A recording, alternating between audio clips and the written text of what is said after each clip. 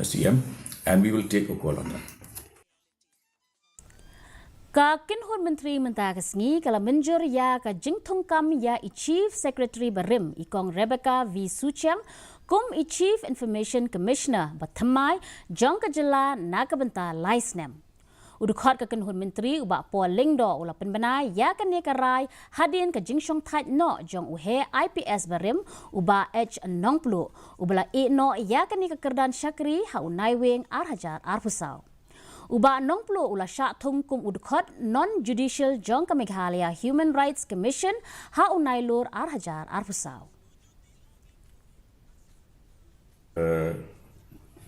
Has approved the proposal that Kong R.V. Suchiang, IAS retired, be appointed as the new State Chief Information Commissioner for the period of 3 years.